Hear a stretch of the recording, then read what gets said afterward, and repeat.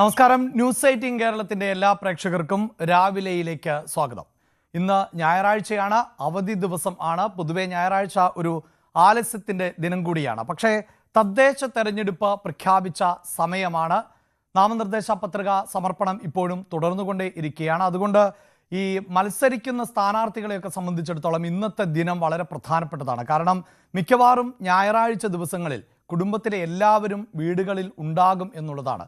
സാധാരണ ജോലിക്ക് പോകുന്ന ആളുകളൊക്കെയാണ് എങ്കിൽ ശനി ഞായർ ദിവസങ്ങളാണ് അവർക്ക് അവധിയായി വരുന്നത്. അതിൽ തന്നെ ഞായറാഴ്ചയാണ് കൂടുതൽ ആളുകൾക്ക് അവധി. പക്ഷേ ഞങ്ങൾ മാധ്യമപ്രവർത്തകരെ പോലെയുള്ളവർക്ക്, സർവീസ് സെക്ടറുകളിലൊക്കെ ജോലി ചെയ്യുന്നവർക്ക് ശനി ഞായർ, ഓണം, ക്രിസ്മസ് അങ്ങനെയൊന്നുമില്ല.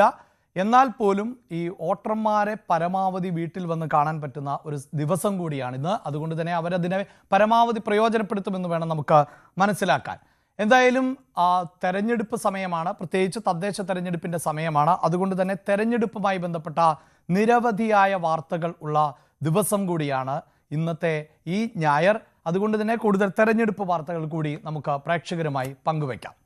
പ്രധാനപ്പെട്ട വാർത്തകളിലേക്ക് കടക്കുന്നതിന് മുമ്പ് രാവിലെ ഞാനൊരു ചിത്രം നിങ്ങൾക്ക് പരിചയപ്പെടുത്താം.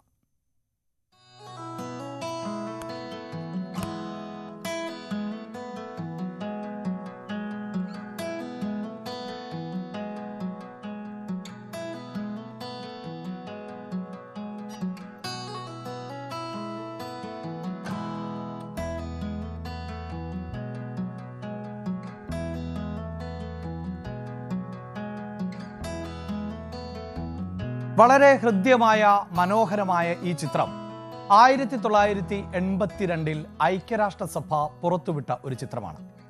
ദക്ഷിണാഫ്രിക്കയിൽ നിന്നുള്ള ചിത്രമാണ്. ദക്ഷിണാഫ്രിക്കയുടെ ചരിത്രം നമുക്കെല്ലാവർക്കും അറിയാം.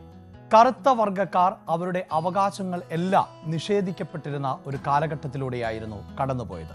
അവരുടെ മനുഷ്യാവകാശങ്ങൾ, അവരുടെ അടിസ്ഥാന സൗകര്യങ്ങൾ, അവരുടെ എല്ലാ തരത്തിലുമുള്ള ജീവിത ഉപാധികളും തടസ്സപ്പെടുത്തുന്ന, അവർ അടിമകളായി ജീവിക്കപ്പെട്ടിരുന്ന ഒരു കാലഘട്ടം. അങ്ങനെ ഒരു കാലഘട്ടത്തിൽ നമ്മൾ ഈ കറുപ്പും വെളുപ്പും തിരിച്ചറിയുന്നതിന് മുമ്പ്, നമ്മുടെ ജാതി എന്ത്, മതമെന്ത്, രാഷ്ട്രീയമെന്ത് എന്നൊക്കെ തിരിച്ചറിയുന്നതിന് മുമ്പുള്ളൊരു പ്രായമുണ്ട്. അതാണ് ബാല്യം എന്ന് പറയുന്നത്. അങ്ങനെ ദക്ഷിണാഫ്രിക്കയിലെ 2 ബാല്യത്തിലൂടെ കടന്നു പോകുന്ന കുട്ടികൾ, അതിൽ ഒരാൾ കറുത്ത വർഗത്തിൽപ്പെട്ടതാണ്, മറ്റൊരാൾ വെളുത്ത വർഗത്തിൽപ്പെട്ടതാണ്. വെളുത്ത വർഗത്തിൽപ്പെട്ട ഒരു കുട്ടി സ്നേഹത്തോടെ ഒരു പുഷ്പം കറുത്ത വർഗത്തിൽപ്പെട്ട കുട്ടിക്ക് നൽകുന്ന ഈ ചിത്രം 82 ആണ് ഐക്യരാഷ്ട്രസഭ പുറത്തുവിടുന്നത്. അതിന് ഒരു കാരണമുണ്ട്. ലോകത്ത് എമ്പാടും വലിയ തോതിൽ അസഹിഷ്ണുത വളരുന്ന പശ്ചാത്തലം. അത് അവസാനിപ്പിക്കേണ്ടതിൻ്റെ ആവശ്യകതയെക്കുറിച്ച് 7 പതിറ്റാണ്ടോളമായി ഐക്യരാഷ്ട്രസഭ നിരന്തരം സംസാരിച്ചു കൊണ്ടേയിരുന്നു. പക്ഷേ വലിയ ഫലമൊന്നും ഉണ്ടായില്ല. അങ്ങനെ 1996 മുതൽ ദേശീയ സഹിഷ്ണുതാ ദിനം ആചരിക്കാൻ ഐക്യരാഷ്ട്രസഭ തീരുമാനിക്കുന്നു. അതിൻ്റെ ഭാഗമായി കൂടി പ്രചരിപ്പിക്കുന്ന ചിത്രങ്ങളിൽ ഒന്നാണ് ഇത്. ഇന്ന് നവംബർ 16 ഇന്നാണ് ലോക സഹിഷ്ണുതാ ദിനം.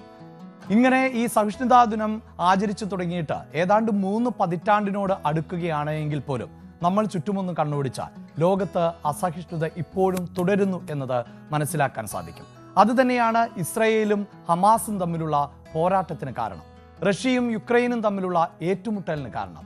പാകിസ്ഥാനും അഫ്ഗാനിസ്ഥാനും തമ്മിലുള്ള അതിർത്തി തർക്കത്തിന് കാരണം. സുഡാനിലെ ആഭ്യന്തര കലഹങ്ങൾക്ക് കാരണം. എന്തിനേറെ പറയുന്നു, നമ്മുടെ ഭാരതത്തിൽ തന്നെ കഴിഞ്ഞ ദിവസമുണ്ടായ ഡൽഹിയിലെ സ്ഫോടനം. ഏറെ സമാധാനത്തോടെ സന്തോഷത്തോടെ ജീവിക്കുന്ന ഒരു ജനത, അവരുടെ എല്ലാ സന്തോഷവും ഇല്ലാതാക്കുന്നതിന് വേണ്ടിയുള്ള തീവ്രവാദികളുടെ നിരന്തരമായ ശ്രമം, അതിൻ്റെ കൂടി ഭാഗമായിട്ടായിരുന്നു ഡൽഹിയിലെ ഉഗ്രസ്ഫോടനം. പ്രിയപ്പെട്ട പ്രേക്ഷകരെ, നിങ്ങളോട് പറയാനുള്ളത്, ഇത്തരം അസഹിഷ്ണുതകൾ ഒഴിവാക്കാൻ ഓരോ വ്യക്തികൾക്കും ഉത്തരവാദിത്തമുണ്ട്. എനിക്ക് എൻ്റെതായ അഭിപ്രായങ്ങൾ ഉണ്ടാകും, നിലപാടുകൾ ഉണ്ടാകും. അതുപോലെ തന്നെയാണ് എനിക്ക് ചുറ്റുമുള്ളവർക്ക് അവരുടേതായ നിലപാടുകൾ ഉണ്ടാകും, ഇഷ്ടങ്ങളുണ്ടാകും, അനിഷ്ടങ്ങളുണ്ടാകും, രാഷ്ട്രീയമുണ്ടാകും. ഞാൻ ഇന്ന് ഈ ദിനം, ഈ സഹിഷ്ണുതാ ദിനത്തെ ഓർമ്മപ്പെടുത്തുന്നത് മറ്റൊന്നും കൊണ്ടല്ല. തദ്ദേശ തെരഞ്ഞെടുപ്പ് സമയമാണ്. തദ്ദേശ തെരഞ്ഞെടുപ്പിൽ മത്സരിക്കുന്നവരിൽ പലരും ഒരുപക്ഷെ നമ്മുടെ കുടുംബാംഗങ്ങൾ ആയിരിക്കും. അതല്ല എങ്കിൽ നമ്മുടെ സുഹൃത്തുക്കൾ ആയിരിക്കും. അതുമല്ല എങ്കിൽ നമുക്ക് പരിചയമുള്ള ആളുകൾ ആയിരിക്കും. അങ്ങനെയുള്ള ആളുകളായിരിക്കും വ്യത്യസ്തമായ രാഷ്ട്രീയ പാർട്ടികളിൽ നിന്നുകൊണ്ട് മാറ്റുരയ്ക്കുന്നത്. അവരോട് നമുക്ക് വിയോജിപ്പുകൾ ഉണ്ടാകാം, എതിർപ്പുകൾ ഉണ്ടാകാം. അത് നമുക്ക് പ്രകടിപ്പിക്കുകയും ചെയ്യാം. പക്ഷേ അപ്പോഴൊന്നും അസഹിഷ്ണുത നമ്മൾ വെച്ചു പുലർത്തരുത്. നേരത്തെ നിങ്ങളെ കാണിച്ച ആ ചിത്രം പോലെ നിങ്ങളുടെ വിയോജിപ്പുകളും എതിർപ്പുകളും അറിയിക്കുമ്പോഴും അതിന് സ്നേഹത്തിൻ്റെ കരുതലിൻ്റെ ഒരു നൈർമല്യമുണ്ടാക്കണം. അങ്ങനെയെങ്കിൽ ഒന്ന് ഉറപ്പിച്ചു പറയാൻ സാധിക്കും, ഇന്നല്ല എങ്കിൽ നാളെ അത് നിങ്ങൾക്ക് തിരിച്ചു കിട്ടാതിരിക്കില്ല. എല്ലാ പ്രേക്ഷകർക്കും രാവിലെയിലേക്ക് ഒരിക്കൽ കൂടി സ്വാഗതം. നമുക്ക് നോക്കാം ഇന്നത്തെ പ്രധാന തലക്കെട്ടുകൾ. ഇനി ശരണം വിളിയുടെ നാളുകൾ. മണ്ഡല മകരവിളക്ക് തീർത്ഥാടനത്തിന് തുടക്കം കുറിച്ച് ശബരിമല നട വൈകിട്ട് തുറക്കും. പ്രതിദിനം 90,000 പേർക്ക് ദർശനം. കൽപ്പാത്തി ദേവരഥ സംഗമവും ഇന്ന്.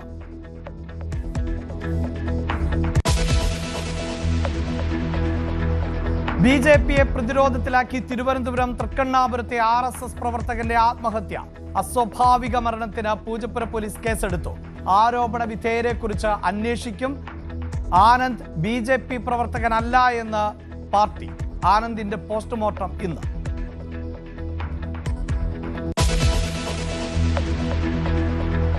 ചെങ്കോട്ട സ്ഫോടനത്തിൽ അന്വേഷണം കൂടുതൽ ഡോക്ടർമാരിലേക്ക്. സഹറാൻപൂരിലും അൽഫല സർവകലാശാലയിലും കൂടുതൽ പേർ നിരീക്ഷണത്തിൽ. നൌഗാമിൽ പൊട്ടിത്തെറിച്ചത് 2 കിലോയോളം സ്ഫോടക വസ്തു.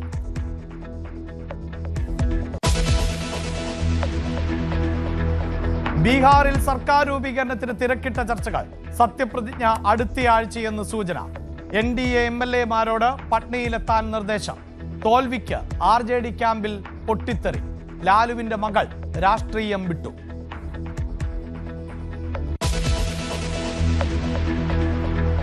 തദ്ദേശ തെരഞ്ഞെടുപ്പിൽ സ്ഥാനാർത്ഥി നിർണയം അവസാന ഘട്ടത്തിൽ. പത്രികാ സമർപ്പണത്തിന് ഇനി 5 ദിവസം കൂടി മാത്രം.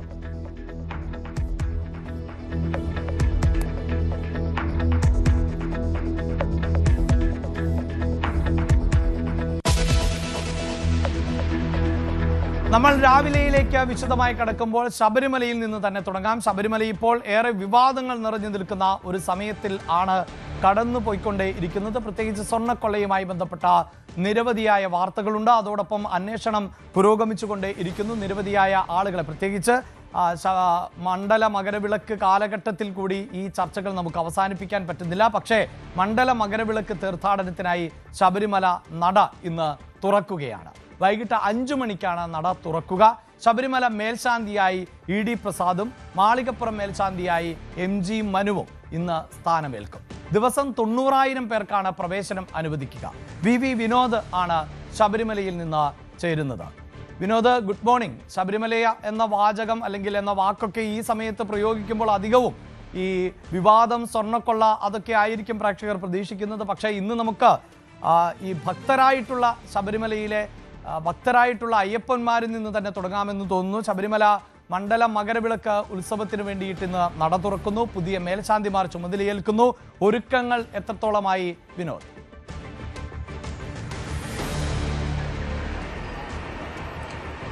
അഭിലാഷ്, നമ്മൾ വാർത്താ ബുള്ളറ്റിൻ തന്നെ തുടങ്ങിയത് സഹിഷ്ണുതയുടെ കാര്യം പറഞ്ഞതുകൊണ്ടാണ്. വിശ്വാസി സമൂഹം വളരെ സഹിഷ്ണുതയോടുകൂടി തന്നെയാണ് ഇപ്പോഴത്തെ സാഹചര്യത്തിലൂടെ കടന്നു പോകുന്നത്. അഭിലാഷ് പറഞ്ഞതുപോലെ വിവാദങ്ങൾക്ക് നടുവിലാണ് ശബരിമല. SITയുടെ അന്വേഷണം പുരോഗമിക്കുന്നുണ്ട്. അതിനിടയിലാണ് മണ്ഡല മകരവിളക്കിന് നട തുറക്കുന്നത്. ഇന്ന് വൈകിട്ട് 5 മണിക്കാണ് നട തുറക്കുക. നമ്മളിപ്പോൾ ഉള്ളത് 18ാം പടിക്ക് മുന്നിലാണ്. ഇന്ന് മേൽശാന്തിമാർ ചുമതലയേൽക്കുന്നുണ്ട്. ED പ്രസാദാണ് ശബരിമല മേൽശാന്തി. മാളികപ്പുറം മേൽശാന്തിയായ MG മനു ചുമതലയേൽക്കും. വൈകിട്ട് 5 മണിയോടുകൂടി നട തുറക്കും. കഴിഞ്ഞ ദിവസം മുതൽ തന്നെ ഭക്തജനങ്ങൾ പമ്പയിലേക്ക് എത്തുന്നു എന്നത് തന്നെയാണ് ഏറ്റവും വലിയ നമുക്ക് പറയാൻ കഴിയുന്ന പ്രധാനപ്പെട്ട കാര്യം. കാരണം ഇത്രയും വിവാദം നിലനിൽക്കുമ്പോഴും അന്യ സംസ്ഥാനങ്ങളിൽ നിന്നടക്കമുള്ള തീർത്ഥാടകർ നമ്മൾ ശബരിമലയിലേക്ക് സന്നിധാനത്തേക്ക് എത്തുമ്പോൾ തിരുവനന്തപുരത്ത് നിന്ന് ഇവിടേക്കുള്ള യാത്രയിൽ നമ്മൾ വഴിയിൽ കണ്ടത് കാൽനടയായി എത്തുന്ന അയ്യപ്പ ഭക്തരെയാണ്. അതൊരു സ്ഥിരം കാഴ്ചയാണ്.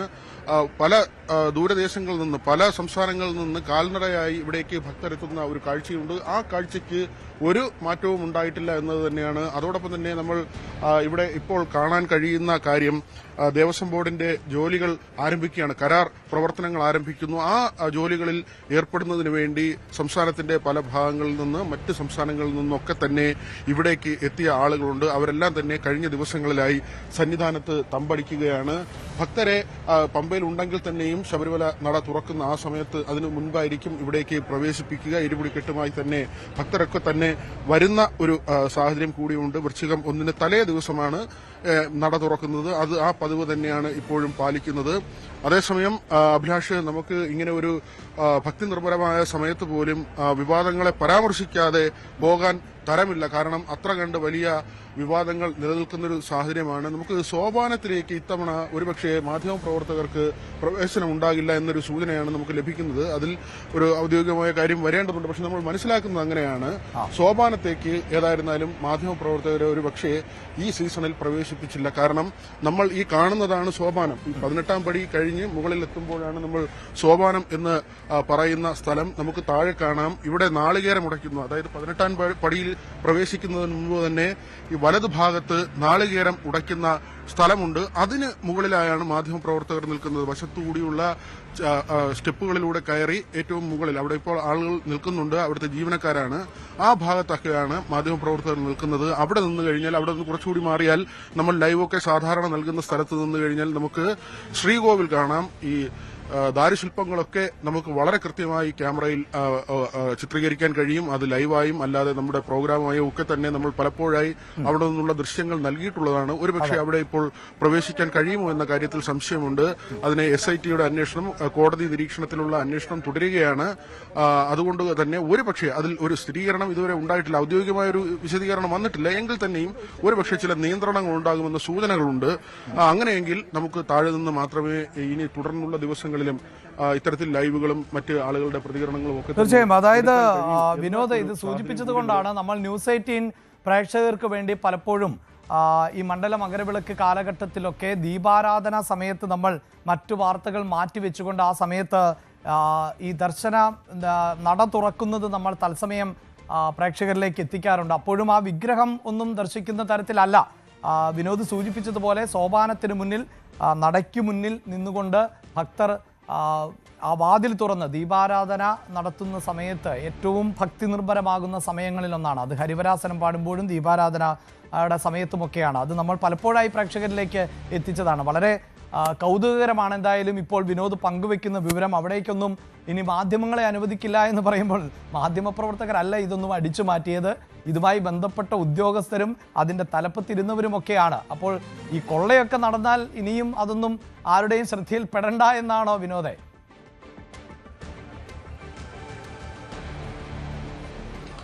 തീർച്ചയായും ഇതിൽ നമുക്ക് അറിയാം, SITയുടെ അന്വേഷണം നടക്കുന്നുണ്ട്. ഹൈക്കോടതിയുടെ നിരീക്ഷണമുണ്ട്. ഒരുപക്ഷെ ഇപ്പോൾ ഇങ്ങനെ ഒരു അന്വേഷണം കൂടി നടക്കുന്ന പശ്ചാത്തലത്തിലായിരിക്കാം ഒരുപക്ഷെ ചില നിയന്ത്രണങ്ങളെക്കുറിച്ച് ആലോചിക്കുന്നത്. അത് വീണ്ടും നമ്മൾ ആവർത്തിക്കുന്ന ഒരു ഔദ്യോഗികമായ അറിയിപ്പായി വന്നിട്ടില്ല. ചില കേന്ദ്രങ്ങളിൽ നിന്ന് നമുക്ക് ലഭിക്കുന്ന ചില വിവരങ്ങളാണ്. ഒരുപക്ഷെ ചില നിയന്ത്രണങ്ങൾ ഉണ്ടായേക്കും എന്ന തരത്തിലൊക്കെയുള്ള ചില വിവരങ്ങളാണ് വരുന്നത്. അതിൽ അടുത്ത ദിവസമായിരിക്കും, പൂർണ്ണതോതിൽ നട തുറന്ന ശേഷമായിരിക്കും ഭക്തജനങ്ങൾ എത്തുന്നതും അവിടേക്കുള്ള പ്രവേശനവും സംബന്ധിച്ചുള്ള തീരുമാനമൊക്കെ അന്തിമമായി ഉണ്ടാകുക എന്നാണ് മനസ്സിലാക്കുന്നത്. ഏതായിരുന്നാലും അഭിലാഷ് പറഞ്ഞതുപോലെ തന്നെ ഈ കേസിൽ N വാസു അടക്കമുള്ള മുൻ ദേവസ്വം ബോർഡ് പ്രസിഡന്റാണ്, എക്സിക്യൂട്ടീവ് ഓഫീസറായിരുന്നു. ആ തരത്തിലൊക്കെ ഉള്ള വ്യക്തികൾ അറസ്റ്റിലാകുന്ന ഒരു സാഹചര്യമാണ്. ഞെട്ടിക്കുന്ന സാഹചര്യം തന്നെയാണ്. കാരണം 2025 പോലും, ഈ വർഷം പോലും ഇവിടെ നിന്ന് പാളികൾ കൊണ്ടുപോയി. നേരത്തെ ഈ സ്വർണ്ണപ്പാളികൾ കൊണ്ടുപോയി അത് ചെമ്പാണെന്ന് രേഖപ്പെടുത്തുന്നു മഹസറിൽ.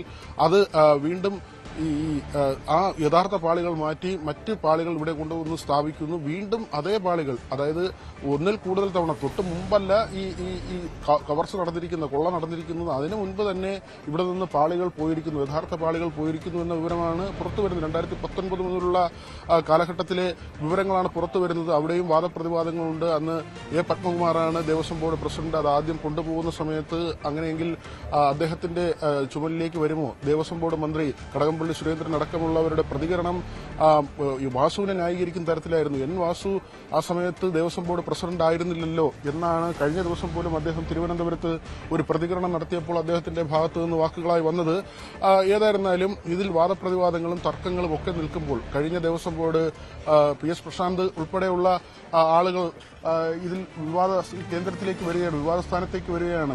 പ്രശാന്ത് കഴിഞ്ഞ സീസണിൽ വളരെ നന്നായി ശബരിമല മകരവിളക്ക് അല്ലെങ്കിൽ മണ്ഡലകാലം മകരവിളക്ക് സീസണൊക്കെ വളരെ നല്ല രീതിയിൽ കൈകാര്യം ചെയ്തുവെന്ന് CPM-ൽ തന്നെ ഇടതുമുന്നണിക്കുള്ളിൽ തന്നെ വലിയ പ്രശംസ ലഭിച്ച സമയത്താണ് പൊടുന്നനെ ഈ വിവാദം വരുന്നത്. നമുക്കറിയാം, അയ്യപ്പ സംഗമവുമായി ബന്ധപ്പെട്ട് സർക്കാർ വിളിച്ചു ചേർത്ത വലിയൊരു ബൃഹത് യോഗം, ആ യോഗം നടക്കുന്ന അതേ സമയത്ത് തന്നെയാണ് ഉണ്ണികൃഷ്ണൻ പോറ്റിയുടെ ഭാഗത്ത് നിന്ന് ഇവിടെ നിന്ന് ദ്വാരപാലക ശില്പങ്ങൾക്ക് താഴെയുള്ള ഒരു പീഠം കാണാനില്ല എന്ന വിമർശനമുണ്ടാകുന്നത്. അത് പിന്നീട് അദ്ദേഹത്തിന്റെ തന്നെ ബന്ധുവിന്റെ വീട്ടിൽ നിന്ന് കണ്ടെത്തുന്ന സാഹചര്യമുണ്ടായി. പക്ഷേ എന്തുകൊണ്ട് ആ വെളിപ്പെടുത്തൽ ഉണ്ടായി എന്നതടക്കമുള്ള കാര്യങ്ങൾ ഇപ്പോഴും സംശയമായി അവശേഷിക്കുന്നുണ്ട്. ഈ അയ്യപ്പ സംഗമം നടക്കുന്ന സമയത്താണ് ഇത്തരത്തിലൊരു വെളിപ്പെടുത്തൽ ഉണ്ടാകുന്നത്. അതുകൊണ്ട് തന്നെ അത് ബോധപൂർവം ഉണ്ടായതാണോ, അല്ലെങ്കിൽ താൻ തന്നെ കുടുങ്ങുമെന്ന സാഹചര്യം അപ്പോൾ ഉണ്ണികൃഷ്ണൻ അറിയാമായിരുന്നു എന്ന സംശയമൊക്കെ തന്നെ അവശേഷിക്കുന്നുണ്ട്. പക്ഷേ ഇതിന് പിന്നിൽ നടന്ന എന്ത് കാര്യമാണ്, അല്ലെങ്കിൽ ഈ സ്വർണ്ണക്കൊള്ള എന്തുകൊണ്ടാണ് അങ്ങനെ ഒരു വെളിപ്പെടുത്തൽ ഉണ്ടാകാതെ പോയെങ്കിൽ ഒരുപക്ഷെ ഇതിലേക്ക് അന്വേഷണം പോലും എത്തുന്ന ഒരു സാഹചര്യം ഉണ്ടാകില്ല, കോടതി ഇത് അറിയുന്ന ഒരു നിലയുണ്ടാകില്ല. ഇതെല്ലാം നിലനിൽക്കുകയാണ്.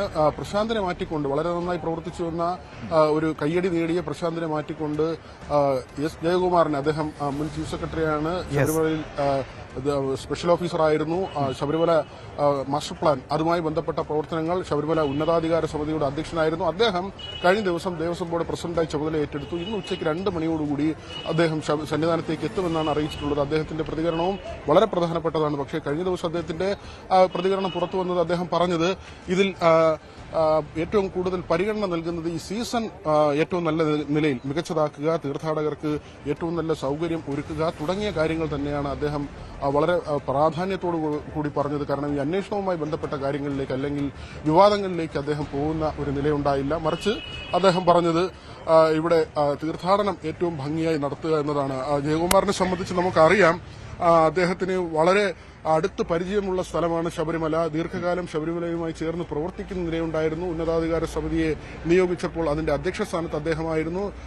ഇവിടുത്തെ സ്പെഷ്യൽ ഓഫീസറായി അദ്ദേഹം പ്രവർത്തിച്ചിട്ടുണ്ട്. മാസ്റ്റർ പ്ലാൻ നമ്മൾ നേരത്തെ സൂചിപ്പിച്ചതുപോലെ അയ്യപ്പ സംഗമം പമ്പയിൽ നടക്കുമ്പോൾ അവിടെ ഒരു വലിയ സെഷൻ തന്നെ ജയകുമാറിന്റെ നേതൃത്വത്തിൽ നടന്നിരുന്നു. അത് ശബരിമലയിൽ നടപ്പാക്കേണ്ട കാര്യങ്ങളെക്കുറിച്ച് മാസ്റ്റർ പ്ലാനുമായി ബന്ധപ്പെട്ട് അദ്ദേഹം ചർച്ച ചെയ്ത രൂപരേഖയാണ്. അതിന്റെ അമരക്കാരൻ അദ്ദേഹമാണ്. ആ തരത്തിലൊക്കെ ശബരിമലയുമായി ഏറ്റവും അടുത്ത് നിന്ന് പ്രവർത്തിക്കുന്ന ആളാണ് ജയകുമാർ.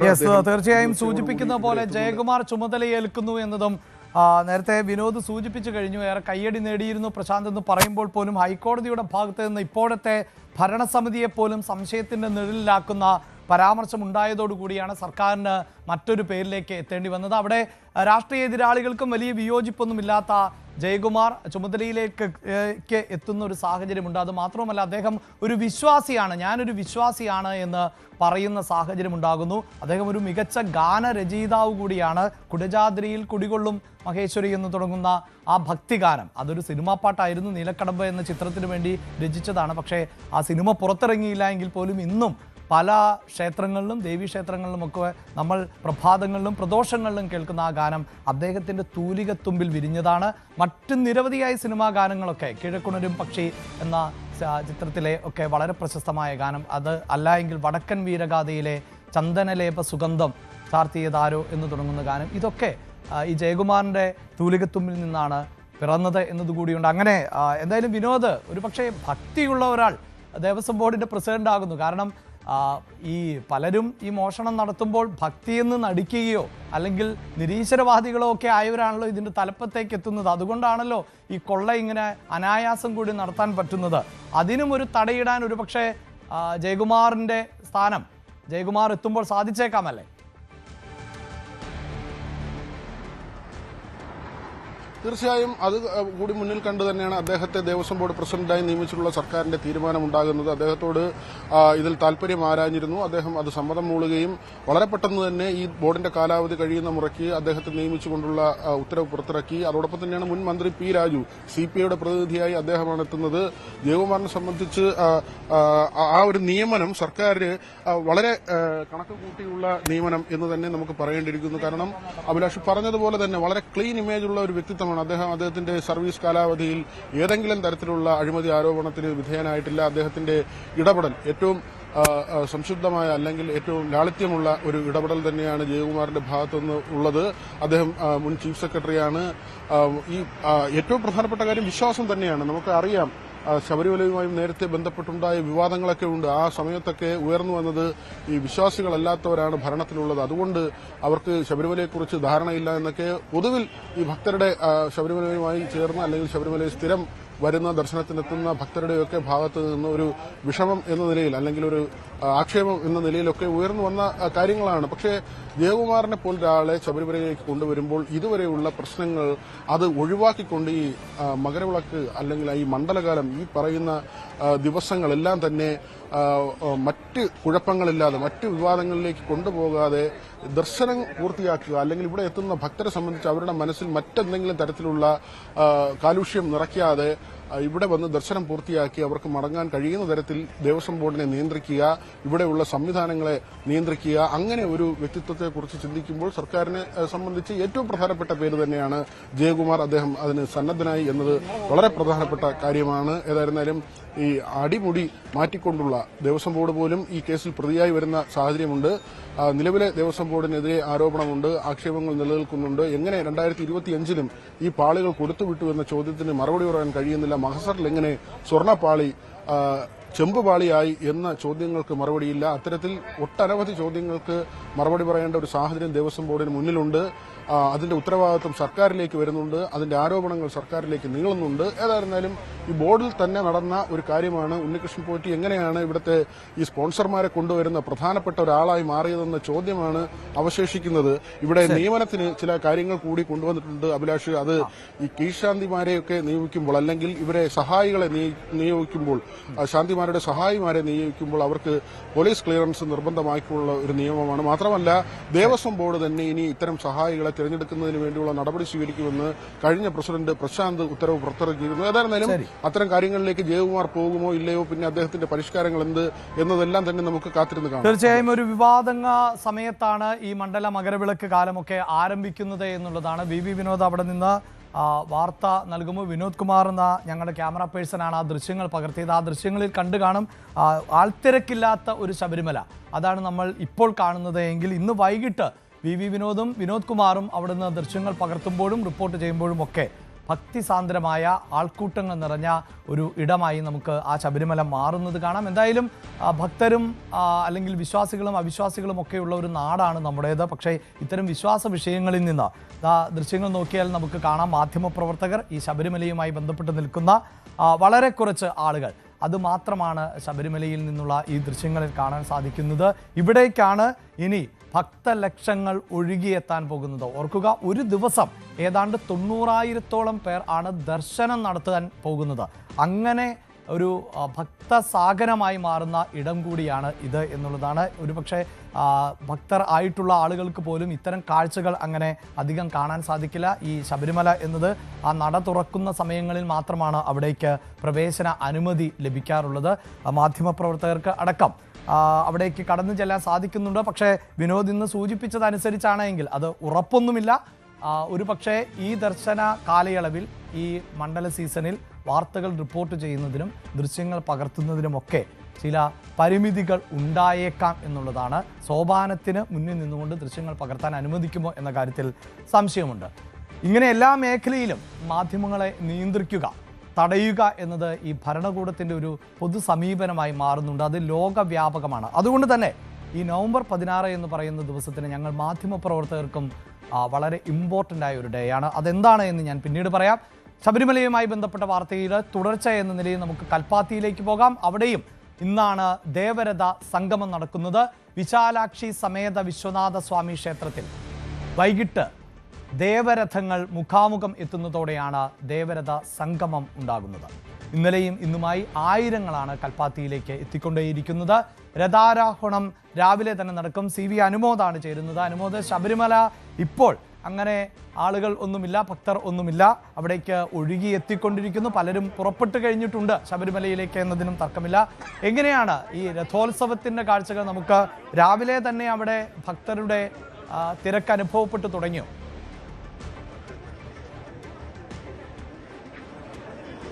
Abhilash, good morning. കൽപ്പാത്തിയിലെ കാഴ്ചകൾ അത് ഇന്ന് ജനത്തിരക്കിൻ്റേതാണ്, ആഘോഷത്തിൻ്റേതാണ്. അതുപോലെ തന്നെ വിശ്വാസികളെ സംബന്ധിച്ച് അവർ കാത്തിരിക്കുന്ന ഒരു സുദിനമാണ് ഇന്ന്.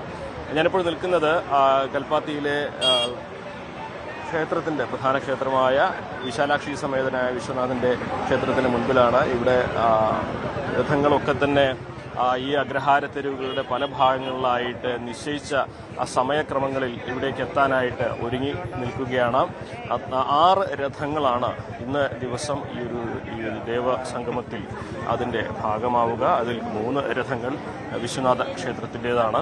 ഇതിൻ്റെയൊക്കെ ഐതിഹ്യങ്ങളും സങ്കല്പങ്ങളും ഒക്കെ പല തലങ്ങളിലായിട്ട് വ്യാപിച്ച് കിടക്കുന്നുണ്ട്. അതേപോലെ തന്നെ ലക്ഷ്മി നാരായണ ക്ഷേത്രത്തിലെ രഥം, അതേപോലെ പ്രസന്ന ഗണപതി ക്ഷേത്രത്തിലെ രഥം, ഇതൊക്കെ തന്നെ ഇന്ന് ഈ സംഗമത്തിൻ്റെ ഭാഗമായി അഗ്രഹാര തെരുവുകളിൽ ഇവിടെ ഈ പ്രധാന ക്ഷേത്രത്തിൻ്റെ വിശ്വനാഥ ക്ഷേത്രത്തിൻ്റെ മുൻപിലേക്ക് എത്തും. വലിയ തിരക്ക് രാവിലെ തന്നെ അനുഭവപ്പെടുന്നുണ്ട്. നമുക്കറിയാം, ഇത് കേരളത്തിലെ ഒരു സവിശേഷ സങ്കല്പമാണ് ഈ കൽപ്പാത്തി അഗ്രഹാരത്തിൻ്റെതായിട്ടുള്ളത്. നമ്മൾ മറ്റിടങ്ങളിലൊക്കെ ഓരോ മേഖലയിലും അവരുടേതായ ശൈലിയിലും രീതിയിലും ആഘോഷങ്ങൾ നടക്കുമ്പോൾ കൽപ്പാത്തിയുടെ ഈ ആഘോഷം അതിൻ്റെ പഴമ അല്ലെങ്കിൽ അതിൻ്റെ താഴ്വേര് തമിഴ്നാട്ടിലേക്ക് പോകുന്നതിൻ്റെ ആ ചരിത്രം കൂടി വിളിച്ച് പറയുന്നതാണ്. അങ്ങനെ ഒരു തമിഴ് ശൈലിയിലുള്ള ഒരു ആഘോഷം. നമ്മൾ സാധാരണ ക്ഷേത്രങ്ങളിലെ എഴുന്നള്ളത്തിന് സമാനമാണ് രഥോത്സവം. ക്ഷേത്രങ്ങളിലെ എഴുന്നള്ളത്തിൽ നമ്മൾ കണ്ടിട്ടുള്ളത് ദേവൻ അല്ലെങ്കിൽ ദേവത ആനപ്പുറത്ത് തിടമ്പേറി വിശ്വാസികളെ കാണുവാൻ, ഭക്തരെ കാണുവാൻ എത്തുന്നു. അതേപോലെ തന്നെ ഇവിടെ ആനയല്ല, പകരം രഥമാണ്. രഥത്തിലാണ് വിശ്വാസികളെ സന്ദർശിക്കുവാനായി അല്ലെങ്കിൽ വിശ്വാസികളെ കാണുവാനായി, ഭക്തരെ കാണുവാനായി ദേവതകൾ എത്തുന്നത് എന്നുള്ളതാണ് ഈ രഥോത്സവത്തിൻ്റെ ഒരു പ്രധാനപ്പെട്ട സങ്കല്പം. ഇതിൻ്റെ വിശ്വാസവും ഐതിഹ്യമൊക്കെ ഒരുപാട് വലുതാണ്. നമുക്ക് പലരെയും ആളുകളൊക്കെ ഇവിടെ പലരും എത്തിച്ചേരുന്നുണ്ട്. പ്രശാന്ത് ശിവൻ ഇവിടെ എത്തിയിട്ടുണ്ട്. പ്രശാന്ത്, അപ്പോൾ അഗ്രഹാരത്തിൻ്റെ ആഘോഷം ഇപ്പോൾ കേരളത്തിൻ്റെ മുഴുവൻ ആഘോഷമാണ് അല്ലേ? സ്വാഭാവികമായിട്ട് ഇത്തരത്തിൽ കൽപ്പാത്തി എന്ന് പറയുന്നത് പാലക്കാടുകാരുടെ ഒരു സ്വകാര്യ അഹങ്കാരമായിരുന്നു. പക്ഷെ ഞങ്ങൾക്ക് അതിൽ അഭിമാനമുണ്ട്. ഇന്ന് പാലക്കാടിൻ്റെ അഭിമാനത്തെക്കാൾ ഉപരി കൽപ്പാത്തി എന്നത് മലയാളികൾ മുഴുവൻ, മലയാളികൾ എന്നുള്ള രീതിയിലല്ല, ലോകമെമ്പാടുമുള്ള ആളുകൾക്ക് എത്തിച്ചേരുന്നതിനുള്ള ഒരു ഇടമായി മാറിയിരിക്കുകയാണ്. അപ്പോൾ അതിൽ പ്രത്യേകിച്ച് കേരളത്തിലുള്ള ഓരോ ആളുകൾക്കും അഭിമാനിക്കാം. ഇത്തരത്തിലൊരു പൈതൃക ഗ്രാമത്തിലെ ഭക്തലക്ഷങ്ങളാണ്. നമ്മൾ ഇവിടുത്തെ തിരക്ക് നോക്കിയാൽ തന്നെ കാണാം. രാവിലെ നേരത്തെ തന്നെ ഇത്രയധികം തിരക്കുകൾ തുടങ്ങിയിട്ടുണ്ട്. അപ്പോൾ അതിൽ ഇത്തരത്തിൽ ഒരു കൽപ്പാത്തിയുടെ ആഘോഷങ്ങളിൽ ഭാഗമാകാൻ സാധിച്ചു എന്നുള്ളത് തന്നെ വലിയൊരു സന്തോഷമുള്ള കാര്യമാണ്. പണ്ട് മുതലേ ഈ ദിവസങ്ങളിലൂടെ എത്താറുണ്ടല്ലേ? അത് ഓർമ്മിച്ച കാലം മുതൽ ഈ അച്ഛൻ്റെ അമ്മയോടൊപ്പമാണ് കാലഘട്ടങ്ങളിൽ വരാറുണ്ടായിരുന്നത്. പിന്നെ ഓരോ വർഷവും ഇത്തരത്തിൽ ഈ കൽപ്പാത്തിയുടെ 7 ദിവസങ്ങളിൽ ഇവിടെ ഉണ്ടാവാറുണ്ട്. തേരിന് ശേഷവും ഈ രഥോത്സവത്തിൻ്റെ ഇന്നത്തെ അവസാന ദിവസത്തിന് ശേഷവും നാളെ മുതലും ഇവിടെ തിരക്കുകൾ ഏതാണ്ട് ഒരാഴ്ച 10 ദിവസത്തോളം ഈ ഉത്സവത്തിൻ്റെ ആരോപണം ഒടുങ്ങുന്നതിന് എടുക്കാറുണ്ട്. അപ്പോൾ ഇത്തരത്തിൽ ധാരാളം ആളുകൾ ഇവിടെ വന്നുകൊണ്ട് ഈശ്വര വിശ്വാസത്തോടുകൂടി വരുന്നു, ഇതിന്റെ ആഘോഷങ്ങളിൽ പങ്കെടുക്കാനായിട്ട് വരുന്നു. അങ്ങനെ മൊത്തത്തിൽ ഇവിടെ ഒരു പോസിറ്റീവ് വൈബാണ്. അതിർത്തികൾക്കപ്പുറം ഇതിന്റെ ഒരു മഹാത്മ്യം പടർന്ന് പന്തലിച്ചു എന്ന് തന്നെ പറയാം. തീർച്ചയായും ഇവിടെ ഇതിനകത്ത് നമ്മൾ മനസ്സിലാക്കേണ്ട ഒരു ചിന്ത എന്ന് പറയുന്നത്, ഇവിടെ വരുന്ന ആളുകൾക്ക് പ്രത്യേകിച്ച് യാതൊരുവിധ തരത്തിലുള്ള മറ്റു ചിന്തകളൊന്നുമില്ല. എല്ലാവരും ഒരു പോസിറ്റീവ് വൈബിൽ അങ്ങോട്ട് നിറഞ്ഞു നിൽക്കുകയാണ്. അതാണ് ഇതിനകത്തുള്ള ഒരു ഏറ്റവും വലിയ കാര്യം എന്ന് പറയുന്നത്. അതെ, അതാണ്. നമുക്ക് ഇവിടുത്തെ കാഴ്ചകളിലേക്ക് കൂടി പോകാം. നമ്മൾ ഇവിടെ ക്ഷേത്രത്തിന്റെ ഉള്ളിലേക്ക് കാഴ്ചകൾ നമുക്ക് ഇവിടേക്ക് നോക്കി കാണാം. ആളുകളൊക്കെ തന്നെ ഒരുപാട് സമയം കാത്തു നിന്നാണ് ദർശനത്തിന് എത്തുന്നത്. ഇന്നത്തെ ദിവസം അഗ്രഹാരത്തിലെത്തി ഈ അഗ്രഹാര തെരുവിലൂടെ വന്ന് ക്ഷേത്ര ദർശനം നടത്തി പോവുക എന്നുള്ളത് സ്വാഭാവികമായിട്ടും ഇവിടുത്തുകാരുടെയും ഈ മേഖലയിലുള്ളവരുടെയൊക്കെ പ്രധാനപ്പെട്ട ഒരു ശീലമാണ്. സ്വാഭാവികമായിട്ടും അത്രയും വലിയ തിരക്ക് ക്ഷേത്രത്തിലേക്ക് അനുഭവപ്പെടുന്നുണ്ട്. ക്ഷേത്രത്തിലേക്കുള്ള ആ രീതിയിലെ ആ ഒരു വഴി നിറയെ ഭക്തരെ കൊണ്ട് നിറഞ്ഞിരിക്കുന്നു. നമുക്കിവിടെ കാണാം. ഇതാണ് പ്രധാന ക്ഷേത്രം. ഈ ഉത്സവത്തിന്റെ ഭാഗമായിട്ടുള്ള പ്രധാന ക്ഷേത്രമാണ് എനിക്ക് മുമ്പിൽ കാണുന്ന ഇത് വിശ്വനാഥ ക്ഷേത്രം, വിശാലാക്ഷി സമേതന വിശ്വനാഥ ക്ഷേത്രം. അപ്പോൾ അവിടേക്കുള്ള തിരക്കാണ് നമ്മൾ കാണുന്നത്. എന്താണ് ഇന്നത്തെ ദിവസത്തെ നിങ്ങളുടെയൊക്കെ ഒരു പ്ലാന്? തൊഴുതു പോവാ, പിന്നെ വൈകുന്നേരം ആകുമ്പോൾ തേര് കാണണം. തേര് കാണാൻ വരിക. എല്ലാ ദിവസവും വരാറുണ്ടോ? എല്ലാ ദിവസവും വരാറുണ്ട്. എല്ലാ ദിവസവും വരാറുണ്ട്. ഒരുപാട് സമയമായോ വന്നിട്ട്? ഒരുപാട് സമയം. തിരക്ക് കൂടുതലാണോ? വളരെ കൂടുതലാണ്. കൂടുതലാണ്. പല നാട്ടിൽ നിന്നുള്ള ആൾക്കാർ വന്നുകൊണ്ടല്ലേ? നമ്മൾ തിരക്കിനൊരിക്കലും വിഘാതമാവണ്ട. കാരണം ആളുകൾ ഒഴുകിക്കൊണ്ടിരിക്കുകയാണ് ഉള്ളിലേക്ക്. അപ്പോൾ അതിൻ്റെ ഒരു ഒഴുക്ക് തീർത്ഥാടകരുടെ അല്ലെങ്കിൽ ഭക്തരുടെ അവരുടെ ക്ഷേത്രത്തിലേക്കുള്ള ദർശനത്തിൻ്റെ ഒരു സമയമാണ്. നമുക്ക് ഇവിടുന്ന് നോക്കുമ്പോൾ ഈ തേരിൻ്റെ ഉള്ളിലെ കാഴ്ചകൾ ഈ ഭാഗം നോക്കണം. ഇത് മഹാഗണപതി ക്ഷേത്രത്തിൽ നിന്നുള്ള തേരാണ്. ഇതിൻ്റെ ഒരു സങ്കല്പം ഈ മഹാഗണപതി ക്ഷേത്രം വിശ്വനാഥൻ്റെ അഭിമുഖമായിട്ടാണ് ഇവിടെ നിർത്തിയിരിക്കുന്നത്. മുൻപ് ഇതിൻ്റെ ഒരു ഐതിഹ്യം പറഞ്ഞു കേട്ടിട്ടുള്ളത് കാശിയുടെ പാതി കൽപ്പാത്തി എന്നാണ് പറയുന്നത് തന്നെ.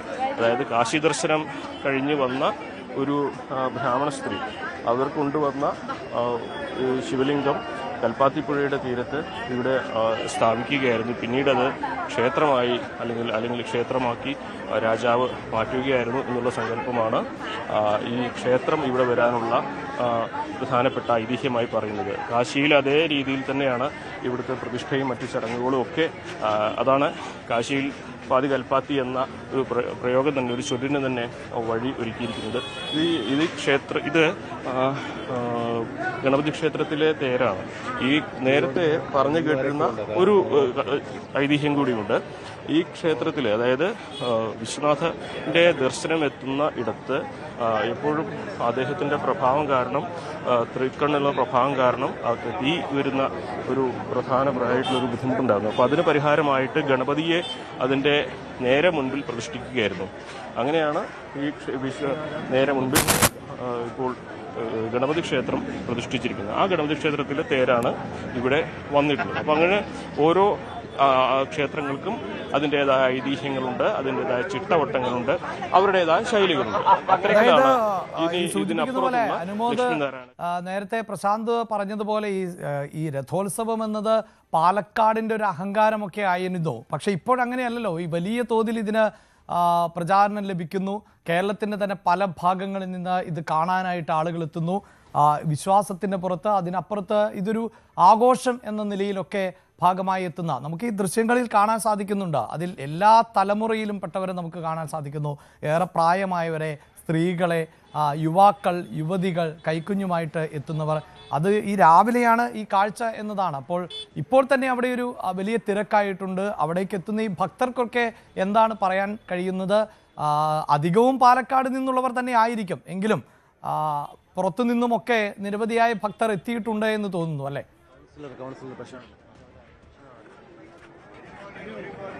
തീർച്ചയായിട്ടും അഭിലാഷ്, ഞാൻ നേരത്തെ പറഞ്ഞ പോലെ ഇതൊരു ദേവസംഗമ ഭൂമി എന്നതിനപ്പുറം വിശ്വാസികളുടെയും അതേപോലെ യാത്രികരുടെയും സഞ്ചാരികളുടെയും ഒക്കെ ഒരു സംഗമ സ്ഥാനം കൂടിയാവുകയാണ് ഈ ഒരു കൽപ്പാത്തി. ഈശോടെ ചേരുന്നുണ്ട്.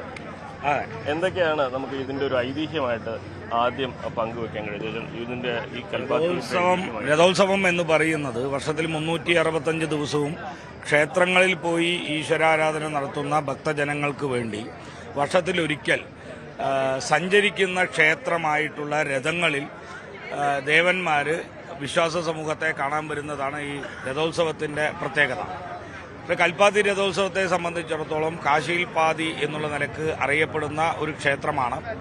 അതുകൊണ്ട് തന്നെ ലോകം മുഴുവനും ജനശ്രദ്ധ ആകർഷിക്കുന്ന തരത്തിൽ എല്ലാ ഭാഗത്തു നിന്നുള്ള ആൾക്കാർ ഇവിടെ എത്തിച്ചേരുന്നുണ്ട്. ഈവൻ ഫോറിനേഴ്സ് പോലും എത്തിച്ചേരുന്ന ഒരു കൽപ്പാത്തി രഥോത്സവം അതിൻ്റെ മഹത്വത്തിലേക്ക് പോകണം. മറ്റൊന്ന്, പൈതൃക പദ്ധതിയിൽ 2007-2008 കാലഘട്ടത്തിൽ കൽപ്പാത്തിയെ ഉൾപ്പെടുത്തിയ ഒരു സ്ഥലമായതുകൊണ്ട് ഈ DGPCയുടെ മാപ്പിൽ കൽപ്പാത്തി വന്നതോടുകൂടി കൽപ്പാത്തി രഥോത്സവത്തിന് കൂടുതൽ പ്രാധാന്യം കിട്ടുകയാണ്. കാരണം പൈതൃക മൂല്യങ്ങളുടെ ഒരു കലവറയാണ് കൽപ്പാത്തി. കൽപ്പാത്തിയുടെ ജനങ്ങളുടെ ജീവിതത്തിൻ്റെ ഓരോ സ്പന്ദനങ്ങളും ഓരോ മൂല്യങ്ങളായിട്ടാണ് നമ്മൾ കാണുന്നത്. കാലത്ത് എഴുന്നേറ്റ് മുറ്റമടിച്ച് കോലമിടുന്നത് മുതൽ അവരുടെ ഭക്ഷണ രീതികൾ, അതേപോലെ തന്നെ ക്ഷേത്രം തമിഴ്നാട് ആചാരപ്രകാരം തമിഴ് ബ്രാഹ്മിൻസിൻ്റെ ആചാരപ്രകാരമാണ് നടക്കുന്നത്. അതിൽ കൽപ്പാത്തിയെ സംബന്ധിച്ചിടത്തോളം ശിവക്ഷേത്രവും ലക്ഷ്മീനാരായണ പെരുമാളും, അതായത് ശിവന്റെ ആരാധിക്കുന്ന കുറുക്കന്മാരും അതേപോലെ വൈഷ്ണവ ആചാര്യന്മാരും എല്ലാം കൂടിയിട്ടുള്ള ഒരു സംഗമമായിട്ട് വരികയാണ്. അതാണ് ഈ കൽപ്പാത്തി രഥോത്സവത്തിന്റെ ഏറ്റവും വലിയ സിഗ്നിഫിക്കൻസ്. പൊതുജനങ്ങളോടൊപ്പം തന്നെ ക്ഷേത്രങ്ങളിലും ഒരു ഒത്തുകൂടൽ, ഒരു ആധ്യാത്മിക ഭൗതികതയുടെ ഒത്തുകൂടൽ, വേദങ്ങൾ സംഗീതം അതുപോലുള്ള എല്ലാത്തിൻ്റെയും ഒരു ഒത്തുകൂടലായിട്ട് മാറിയിരിക്കുകയാണ്. ഇതാണ് ജനങ്ങളെ മുഴുവനും ഇവിടെ എത്തിക്കുന്നത്. പ്രധാന ചടങ്ങുകളുടെ സമയം എന്തൊക്കെയാണ്? ഇന്ന് കൽപ്പാത്തി രഥോത്സവത്തിന്റെ അവസാന ഘട്ടമാണ്. ഇത് 3-ാം തേര്.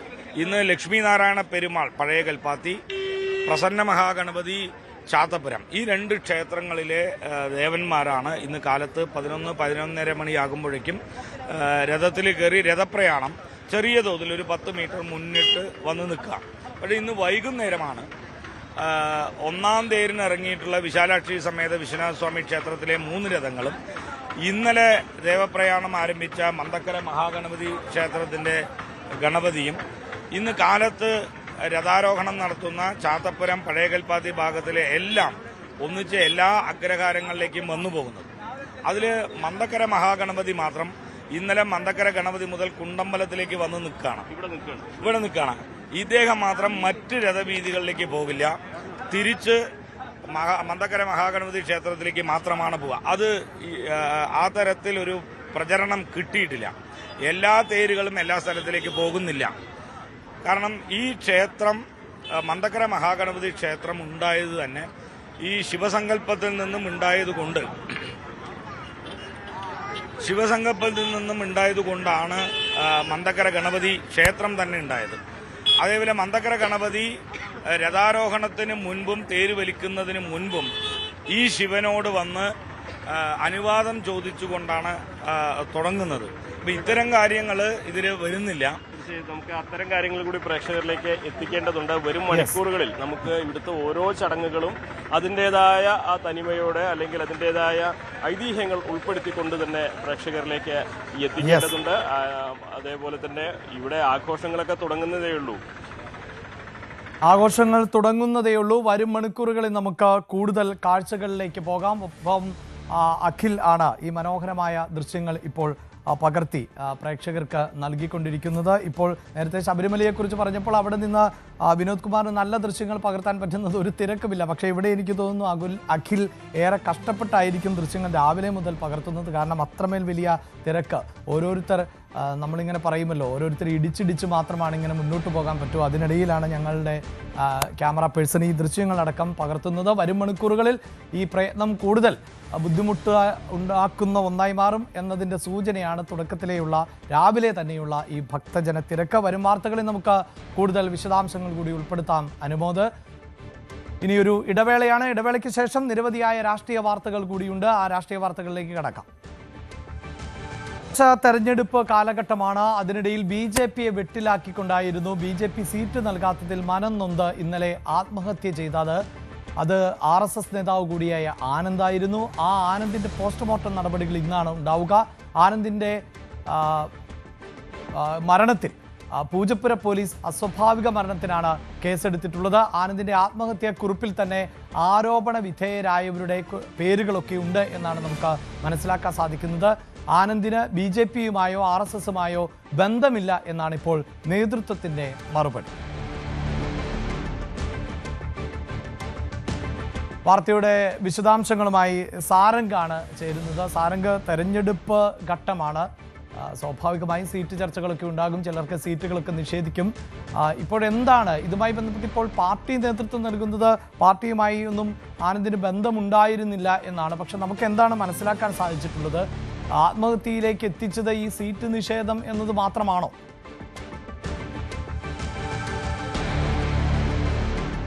അഭിലാഷ്, അത്തരത്തിലാണ് നമുക്ക് വ്യക്തമാവുന്നത്. കാരണം ഈ ഒരു സീറ്റ് നിഷേധത്തിനൊപ്പം തന്നെ ഈ ഒരു ആത്മഹത്യാ കുറിപ്പിലടക്കം സൂചിപ്പിച്ചിട്ടുള്ള വലിയ ഗുരുതരമായ ആരോപണങ്ങളുണ്ട്. കാരണം ഈ ഒരു വാർഡുമായി ബന്ധപ്പെട്ട് മണ്ണ് മാഫിയയുടെ അടക്കം നിയന്ത്രണത്തിലാണ് ഈ BJP നേതൃത്വം. മറ്റും ആ ഒരു മാഫിയയുടെ പിടിയിലാണ്. ആ ഒരു മാഫിയയുടെ ഒരു ബിനാമി അല്ലെങ്കിൽ അത്തരത്തിലൊരു നോമിനി ആയിട്ടാണ് ഇപ്പോൾ അവിടെ ഒരു സ്ഥാനാർത്ഥിയെ നിർണ്ണയിച്ചിരിക്കുന്നത്. അത്തരത്തിൽ അവരുടെ കൂടെ നിൽക്കാത്തത് കൊണ്ടാണ് തന്നെ പരിഗണിക്കാത്തതെന്നടക്കമുള്ള വലിയ ഗുരുതരമായിട്ടുള്ള ആരോപണങ്ങൾ ഇതിനൊപ്പം തന്നെ കൂട്ടി വായിക്കേണ്ടതുണ്ട്. മാത്രമല്ല പേരെടുത്തുകൊണ്ട് പറഞ്ഞുകൊണ്ടാണ് ഈ ആത്മഹത്യാ കുറിപ്പിൽ കുറിപ്പിൽ പറഞ്ഞിട്ടുള്ളത്. അതായത് ഗോപകുമാർ, ഉദയകുമാർ, ഒപ്പം തന്നെ രാജേഷ് എന്നീ സജീവമായിട്ട് പ്രവർത്തിക്കുന്ന RSSന്റെ BJP നേതാക്കൾ അടക്കം ഈ തന്റെ ആത്മഹത്യയിൽ കാരണക്കാരായിട്ടുണ്ട് എന്നാണ് ഇയാളുടെ ഒരു ആത്മഹത്യക്കുറിപ്പിൽ അടക്കം പറയുന്നത്. ഇതൊരു തെരഞ്ഞെടുപ്പുമായി ചേർത്ത് വായിക്കുന്നതിനൊപ്പം തന്നെ ഇത് ഈ ഒരു മറ്റ് തലങ്ങളിലേക്ക് കാര്യങ്ങൾ എത്തുമെന്ന കാര്യം തീർച്ചയാണ്. കാരണം ഈ ഒരു പ്രദേശവുമായി ബന്ധപ്പെട്ട് നടക്കുന്ന മറ്റ് ഇത്തരത്തിലുള്ള നേതൃത്വവുമായി ബന്ധപ്പെട്ട് നടക്കുന്ന പല പ്രശ്നങ്ങളിലേക്കും വിരൽ ചൂണ്ടുന്ന ഒരു ആത്മഹത്യക്കുറിപ്പാണ്. ഈ ഒരു തെരഞ്ഞെടുപ്പിന്റെ സമയത്ത് തന്നെ തനിക്ക് സീറ്റ് നിഷേധിച്ചിരുന്നു. തുടർന്ന് സ്വതന്ത്രനായി മത്സരിക്കാനുള്ള ഒരു തീരുമാനത്തിലേക്ക് ഇയാൾ എത്തിയിരുന്നു. പക്ഷേ ആ തീരുമാനത്തിനൊക്കെ മറികടന്നുകൊണ്ടായിരുന്നു പെട്ടെന്ന് ഇന്നലെ ഒരു ഇത്തരത്തിലൊരു വലിയൊരു തീരുമാനത്തിലേക്ക് അദ്ദേഹം എത്തുകയും പിന്നീട് ആത്മഹത്യ ചെയ്യുകയും ചെയ്തത്. ഇതിപ്പോൾ BJP നേതൃത്വത്തെ തന്നെ വലിയൊരു പ്രതിസന്ധിയിലാക്കിയിരിക്കുകയാണ്. കാരണം കുറച്ച് ആഴ്ചകൾക്ക് മുൻപായിരുന്നു മാസങ്ങൾക്ക് മുൻപായിരുന്നു തിരുമല അനിലിന്റെ അടക്കം ആത്മഹത്യ ഉണ്ടായിരുന്നത്. മാത്രമല്ല അത്തരത്തിലുള്ള ആ ഒരു പ്രശ്നത്തിൽ നിന്നും BJP ഒരു പരിധിവരെ കരകയറി വരുന്ന സമയത്താണ് തൊട്ടടുത്ത ഒരു പ്രവർത്തകന്റെ RSS പ്രവർത്തകന്റെ ഒരു ആത്മഹത്യ. പക്ഷേ ഇതിൽ നേതൃത്വത്തിന്റെ വിശദീകരണം എന്ന് പറയുന്നത് ഇയാൾ BJP പ്രവർത്തകനല്ല, ഈ ഒരു നേതൃത്വവുമായി യാതൊരു രീതിയിലും സഹകരിച്ച് പ്രവർത്തിക്കുന്ന ഒരാളല്ല എന്നായിരുന്നു ഇന്നലെ അടക്കം കരമന ജയനടക്കം പ്രതികരിച്ചിരുന്നത്. ഇപ്പോഴും അതേ നിലപാട് തന്നെയാണ് പാർട്ടി നേതൃത്വവും നിൽക്കുന്നത്. പക്ഷേ ഇദ്ദേഹം തീർച്ചയായും ഒരു RSS പ്രവർത്തകനാണ് എന്നാണ് മറ്റ് ഈ ഒരു പ്രാദേശിക നേതൃത്വം, അതായത് മറ്റ് പാർട്ടികളടക്കമുള്ള CPM അടക്കമുള്ള പാർട്ടി നേതാക്കളടക്കം പറയുന്നത് ഇയാൾ സജീവ BJP RSS പ്രവർത്തകൻ തന്നെയാണ് എന്നാണ്. പക്ഷേ അത് മൊത്തം തഴഞ്ഞുകൊണ്ടായിരുന്നു ഇന്നലെ അടക്കം നേതാക്കളുടെ പ്രതികരണം. ഇന്ന് ഇപ്പോൾ അതേ ഹോസ്പിറ്റലിൽ തന്നെ SK ഹോസ്പിറ്റലിൽ തന്നെ മൃതദേഹം സൂക്ഷിച്ചിരിക്കുകയാണ്. 9 മണിയോടുകൂടി പൂജപ്പുര പോലീസ് ഇൻക്വസ്റ്റ് നടപടികൾ പൂർത്തിയാക്കിയതിനു ശേഷം മെഡിക്കൽ കോളേജിലേക്ക് പോസ്റ്റ്മോർട്ടം നടപടികൾക്കായി മൃതദേഹം കൊണ്ടുപോകും. അതിനുശേഷമായിരിക്കും കുടുംബത്തിന് ഇദ്ദേഹത്തിന്റെ മൃതദേഹം വിട്ടു നൽകുക. ഈ ഒരു തദ്ദേശ തെരഞ്ഞെടുപ്പ് അടുത്തിരിക്കുന്ന സമയത്ത് ഈ ഒരു മരണം BJP നേതൃത്വത്തിനെ കൂടുതൽ പ്രശ്നത്തിലേക്ക് തള്ളിയിടുകയാണെന്നാണ് മനസ്സിലാക്കാൻ കഴിയുന്നത്. കാരണം അധികം സമയമില്ല ഇനി തെരഞ്ഞെടുപ്പിലേക്ക് എത്താൻ. സ്ഥാനാർത്ഥി നിർണ്ണയം എല്ലാം കഴിഞ്ഞിരിക്കുന്നു. വളരെ കുറച്ച് സമയം മാത്രമേ ഇനി തെരഞ്ഞെടുപ്പിലേക്ക് എത്താൻ മാത്രമുള്ളൂ. ഈ ഒരു രാഷ്ട്രീയ പ്രശ്നമായി ഇത് മറ്റ് നേതൃത്വങ്ങൾ ഏറ്റെടുക്കാനുള്ള സാധ്യത വളരെയധികം കൂടുതലാണ്. മാത്രമല്ല തിരുവനന്തപുരം കോർപ്പറേഷനിൽ ഭരണം പിടിക്കുക എന്ന് പറയുന്നത് BJPക്ക് വലിയൊരു ലക്ഷ്യമായി മുന്നിൽ നിൽക്കുന്ന സമയത്ത് ഇത്തരത്തിലുള്ള മരണം തിരുമല അനിലിന്റെ മരണം ഉൾപ്പെടെ കൂട്ടിച്ചേർത്ത് വായിക്കുകയാണെന്നുണ്ടെങ്കിൽ വലിയ പ്രതിരോധം സൃഷ്ടിക്കേണ്ടി വരും. മാത്രമല്ല ഈ ഒരു പ്രവർത്തകനല്ല എന്ന് പറഞ്ഞ് കൈയൊഴിയാൻ പറ്റുന്ന ഒരു സാഹചര്യമല്ല നിലവിലുള്ളത്. കാരണം അത്രയും വലിയ ആരോപണങ്ങളാണ് അദ്ദേഹത്തിന്റെ ആത്മഹത്യക്കുറിപ്പിൽ അടക്കമുള്ളത്. കൃത്യമായി പേരെടുത്ത് പറഞ്ഞുകൊണ്ടും ഈ മാഫിയ അടക്കം കാണിച്ചുകൊണ്ടും മാത്രമല്ല തന്റെ മൃതദേഹം RSS പ്രവർത്തകരെ ആരെയും കാണിക്കാൻ പാടില്ല എന്നടക്കം സൂചിപ്പിച്ചുകൊണ്ടാണ് മരണക്കുറിപ്പ് അവസാനിക്കുന്നത്. അതുകൊണ്ട് തന്നെ ഇത് എളുപ്പത്തിൽ BJP നേതൃത്വത്തിന് മറികടക്കാൻ പറ്റുന്ന ഒരു പ്രതിസന്ധിയായി കണക്കാക്കാൻ പറ്റില്ല. നിലവിൽ മൃതദേഹം ഇവിടെ തന്നെ തുടരുകയാണ്. പോസ്റ്റ്മോർട്ടം നടപടികൾക്ക് ശേഷമായിരിക്കും കുടുംബത്തിന് വിട്ടു നൽകുക. നേതൃത്വം എല്ലാം നിഷേധിക്കുമ്പോൾ പോലും തദ്ദേശ തെരഞ്ഞെടുപ്പ് സമയത്ത് ഇങ്ങനെയുണ്ടായിട്ടുള്ള ഒരു ആത്മഹത്യ അത് BJPയെയും RSSനെയും ഒക്കെ വലിയ തോതിൽ വെട്ടിലാക്കുന്നു എന്ന് തന്നെയാണ് മനസ്സിലാക്കേണ്ടത്. വാർത്തയുടെ വിശദാംശങ്ങളാണ് സാരംഗ് നൽകിയത്. ഇനി നമ്മൾ ദേശീയ വാർത്തകളിലേക്കാണ് കടക്കുന്നത്. ചെങ്കോട്ട സ്ഫോടനത്തിൽ കസ്റ്റഡിയിലുള്ള ഭീകരരിൽ നിന്ന് നിർണായകമായ വിവരങ്ങൾ ശേഖരിച്ചിരിക്കുകയാണ് NIA. കൂടുതൽ ഡോക്ടർമാരിലേക്ക് അന്വേഷണവും വ്യാപിപ്പിക്കുന്നുണ്ട്. അന്വേഷണ സംഘത്തിന്റെ തീരുമാനം ഇതാണ്. അൽ ഫലായിലും സഹറാൻപൂരിലും ആണ് പ്രധാനമായും ഇപ്പോൾ അന്വേഷണം കേന്ദ്രീകരിച്ചുകൊണ്ടിരിക്കുന്നത്. ഡോക്ടർമാരായ മുസമിൽ, ആദിൽ, ഷഹീന എന്നിവരെ ഇന്ന് ചോദ്യം ചെയ്യുന്നത് തുടരും. അതേസമയം നൌഗാം സ്ഫോടനത്തിൽ 2 കിലോയോളം സ്ഫോടക വസ്തുക്കളാണ് പൊട്ടിത്തെറിച്ചത് എന്നതാണ് വിവരം. MG മിഥുനിലേക്കാണ് പോകുന്നത്. മിഥുൻ, ആദ്യം നമ്മൾ നൌഗാമിലേക്ക് പോകുന്നതിന് മുമ്പ് ഈ ഡൽഹി സ്ഫോടനം അതുമായി ബന്ധപ്പെട്ട് കൂടുതൽ വിവരങ്ങൾ പുറത്തു വരുന്നു. അതാകട്ടെ നമ്മൾ സൂചിപ്പിച്ചു കഴിഞ്ഞതാണ്. ഈ ഡോക്ടർമാർ പങ്കാളികളാകുന്ന അല്ലെങ്കിൽ ഒരു വൈറ്റ് കോളർ ടെററിസം എന്ന നിലയിലേക്ക് വേണം ഇതിനെ കാണാൻ. അതിനെക്കുറിച്ചുള്ള സൂചനകളൊക്കെ നേരത്തെ തന്നെ ഇന്റലിജൻസ് വൃത്തങ്ങൾക്ക് ലഭിച്ചിരുന്നതാണ്. പല പദ്ധതികളും ആസൂത്രണം ചെയ്തത് തടയിട്ടതാണ്. പക്ഷേ പലപ്പോഴും നമുക്കറിയാമല്ലോ, ഇത്തരം വിഷയങ്ങളിലൊക്കെ കേന്ദ്ര ഏജൻസികൾ ഇടപെടുമ്പോൾ വലിയ പ്രതിഷേധങ്ങളുണ്ടാകും. അവർ സമൂഹത്തിൻ്റെ മുഖ്യധാരയിൽ നിൽക്കുന്നവരാണ്, ഉന്നത വിദ്യാഭ്യാസമുള്ളവരാണ്, ഡോക്ടർമാരാണ്. അവരെയൊക്കെ മോണിറ്റർ ചെയ്യുമ്പോൾ പോലും അതൊരു മനുഷ്യാവകാശ ലംഘനമെന്ന നിലയിലേക്കൊക്കെ ചർച്ച ചെയ്യപ്പെടാവുന്ന സാഹചര്യം ഉണ്ടാകും. തെളിവുകൾ അത്രമേൽ ശക്തമല്ല എങ്കിൽ അതൊക്കെ വേട്ടയാടൽ എന്ന തരത്തിൽ പോലും വാദമുണ്ടാകും. പക്ഷേ ഇപ്പോഴെന്താണ് മനസ്സിലാകുന്നത്? ഇവർ കൃത്യമായി ഭീകരപ്രവർത്തനത്തിന് പിന്നാലെ പോയവർ എന്ന് തന്നെയാണോ കേന്ദ്ര ഏജൻസികളുടെ കണ്ടെത്തൽ? അഭിലാഷ്, തീർച്ചയായും അങ്ങനെ ഒരു കണ്ടെത്തൽ തന്നെയാണ്, അല്ലെങ്കിൽ അത്തരത്തിലുള്ള കൃത്യമായ വിവരങ്ങൾ തെളിവ് സഹിതം ഇത്തരത്തിൽ NIA സംഘത്തിന് ലഭിച്ചിരിക്കുന്നു എന്നതാണ് നമുക്ക് ലഭ്യമാകുന്ന വിവരം. അതായത് കഴിഞ്ഞ ദിവസം ഈ ഡോക്ടർമാരായിട്ടുള്ള മുസമ്മിലിനെയും ഷഹീനെയും ഒപ്പം തന്നെ അദീലിനെയും അടക്കം കസ്റ്റഡിയിൽ വാങ്ങുകയും കൂടുതൽ ചോദ്യം ചെയ്യുകയും ചെയ്തു. ഇവരിൽ നിന്നാണ് കൂടുതൽ പേരിലേക്ക്, അതായത് കൂടുതൽ ഡോക്ടർമാർ ഇതിൽ ഉൾപ്പെട്ടിട്ടുണ്ട് എന്നുള്ള നിർണായകമായിട്ടുള്ള വിവരം ലഭിക്കുന്നത്. അതിന് ഭാഗമായി ഇന്നലെ രാവിലെ തന്നെ ഇത്തരത്തിൽ പത്താൻകോട്ടിൽ നിന്ന് ഒരു ഡോക്ടർ, അതായത് റയീസ് അഹമ്മദ് എന്ന ഒരു ഡോക്ടറിലെ ആദ്യം പിടിയിലാകുന്നു. അയാൾ ഇപ്പോൾ കസ്റ്റഡിയിലാണുള്ളത്. അയാളെ കൂടുതൽ ചോദ്യം ചെയ്യുകയാണ്. അതിനുശേഷം വൈകിട്ടോടുകൂടി 2 ഡോക്ടർമാർ കൂടി ഇതിന്റെ ഭാഗമായി കസ്റ്റഡിയിലാകുന്ന ഒരു സ്ഥിതിവിശേഷം. അങ്ങനെ കൂടുതൽ ഡോക്ടർമാർ സംശയത്തിന്റെ നിഴലിലേക്ക് പോകുന്നു എന്നുള്ളതാണ് നമുക്ക് മനസ്സിലാക്കാൻ സാധിക്കുന്നത്. അതായത് ഈ ഉമർ നബിയുടെ ഫോൺ കേന്ദ്രീകരിച്ച് ചില അന്വേഷണങ്ങൾ നടത്തിയിരുന്നു. അതിൽ നിരവധി പേരുമായി കോൺടാക്ട് ചെയ്തിട്ടുണ്ടായിരുന്നു. അതിൽ പലരും ഡോക്ടർമാർ തന്നെയാണ്. അതുകൊണ്ട് തന്നെ ഇവരിൽ കേന്ദ്രീകരിച്ച് അന്വേഷണം നടക്കുന്നുണ്ട്. മറ്റൊന്ന്, ഈ അൽഫല യൂണിവേഴ്സിറ്റിയിലും ഒപ്പം തന്നെ ഈ സഹാറൻപൂരിലെ ആശുപത്രിയിലും കേന്ദ്രീകരിച്ച് കൂടുതൽ അന്വേഷണം വ്യാപിപ്പിക്കാനാണ് ഇപ്പോൾ തീരുമാനമെന്നാണ് അറിയുന്നത്. കാരണം പ്രത്യേകിച്ച് ഈ ആക്രമണം നടത്തിയതിനു ശേഷം ഈ ഉമർ നബി ചാവേറായി മാറി ഈ ചെങ്കോട്ടയിൽ സ്ഫോടനം നടത്തിയതിന് തൊട്ടു പിന്നാലെ പല ഡോക്ടർമാരുടെയും ഫോണ് സ്വിച്ച് ഓഫ് ആണ്. അവരെ ബന്ധപ്പെടാൻ സാധിക്കുന്നില്ല. അവർ ഇത്തരത്തിൽ ആശുപത്രിയിലേക്ക് വരുന്നില്ല എന്നടക്കമുള്ള ചില വിവരങ്ങൾ NIA കണ്ടെത്തിയിട്ടുണ്ട്. ഇത് ഏതെങ്കിലും തെറ്റ് ചെയ്തതിൻ്റെ അടിസ്ഥാനത്തിലാണോ, അല്ലെങ്കിൽ ഇവർ ഇതിൻ്റെ പങ്കാളികളാണോ ആയിട്ടുണ്ടോ, അല്ലെങ്കിൽ ഇവർ ഈ ഗൂഢാലോചനയുടെ ഭാഗമായിട്ടുണ്ടോ, ഇവർ ഏതെങ്കിലും തരത്തിൽ സഹായം ചെയ്തു നൽകിയിട്ടുണ്ടോ തുടങ്ങിയ കാര്യങ്ങൾ NIA പൂർണ്ണമായും പരിശോധിച്ചു വരികയാണ്. ഇവരുടെ വിവരങ്ങൾ ശേഖരിച്ചു കഴിഞ്ഞിരിക്കുന്നു. അതുകൊണ്ട് തന്നെ കൂടുതൽ അന്വേഷണത്തിലേക്ക്. ഒപ്പം ഈ നൗഗാമുമായി ബന്ധപ്പെട്ട് അവിടെ 2 കിലോയോളം ആണല്ലോ സ്ഫോടക വസ്തു പൊട്ടിത്തെറിച്ചത് എന്ന് മനസ്സിലാക്കാൻ സാധിക്കുന്നത്. Mithun, Abhilash, 2 kilo ammonium nitrate ആണ് പൊട്ടിത്തെറിച്ചതെന്നാണ് ഇപ്പോൾ ഒരു പ്രാഥമിക നിഗമനത്തിലേക്ക് വന്നിരിക്കുന്നത്. നമുക്കറിയാം, നേരത്തെ 3000 കിലോയോളം വരുന്ന സ്ഫോടക വസ്തുക്കളായിരുന്നു ഫരീദാബാദിൽ നിന്ന് ഈ ഡോക്ടർമാരുടെ സംഘത്തിൽ നിന്ന് പിടിച്ചെടുത്തത്. ഇവ മുഴുവൻ അങ്ങോട്ടേക്ക്, അതായത് നൗഗാമിലേക്ക് കൊണ്ടുപോയി എന്നാണ് ആദ്യം ലഭ്യമായിരുന്ന വിവരം. അതിൽ ഒരു വ്യക്തത വരേണ്ടിയിരുന്നു. പ്രത്യേകിച്ച് കഴിഞ്ഞ ദിവസം DGP മാധ്യമങ്ങളെ കണ്ടപ്പോൾ മറ്റൊരു അട്ടിമറി സാധ്യതയില്ല എന്ന് പറഞ്ഞപ്പോൾ പോലും ഈ പൊട്ടിത്തെറിച്ച് എന്ന് പറയുന്നത് എത്രത്തോളം കിലോഗ്രാം ആണ് എന്നുള്ള കാര്യത്തിലൊരു വിശദീകരണം നൽകിയിരുന്നില്ലായിരുന്നു. അതിലാണ് ഇപ്പോൾ പറയുന്നത് 2 കിലോയോളം വരുന്ന അമോണിയം നൈട്രേറ്റ് പോലുള്ള മാരകമായിട്ടുള്ള സ്ഫോടക വസ്തുക്കളാണ് പൊട്ടിത്തെറിച്ച് അതാണ് വലിയ അപകടത്തിന് ഇടയാക്കിയത് എന്നാണ് ഇപ്പോൾ പറയുകയും ചെയ്യുന്നത്. അതിൽ ഈ പരിക്കേറ്റ് കഴിയുന്നവരിൽ 5 പേരുടെ നില ഇപ്പോഴും അതീവ ഗുരുതരമായി തുടരുന്നു എന്ന് തന്നെയാണ് അവർ പറയുന്നത്. അത് കേന്ദ്രീകരിച്ചുള്ള അന്വേഷണങ്ങൾ നടക്കുന്നുണ്ട്. കേന്ദ്ര ആഭ്യന്തര മന്ത്രാലയം ഇക്കാര്യത്തിൽ ഈ അട്ടിമറി സാധ്യത തള്ളിയെങ്കിൽ പോലും തന്നെ ഔദ്യോഗികപരമായിട്ടുള്ള ഒരു പ്രതികരണം ഇതുവരെയും ആഭ്യന്തര മന്ത്രാലയത്തിന്റെ ഭാഗത്ത് നിന്ന്. തീർച്ചയായും എന്താണ് ഈ സ്ഫോടക വസ്തു എന്നത്, അതിൽ മറ്റ് കെമിക്കലുകൾ ഉണ്ടായിരുന്നു, അങ്ങനെ അതിതീവ്ര ശേഷിയുള്ളതാണോ എന്നതിലൊക്കെ അത് ചിലപ്പോൾ 2 കിലോയാകാം, അല്ലെങ്കിൽ 20 കിലോയാകാം, അല്ലെങ്കിൽ ആയിരക്കണക്കിനാകാം. പക്ഷേ അതിൻ്റെ സ്ഫോടകത്തിൻ്റെ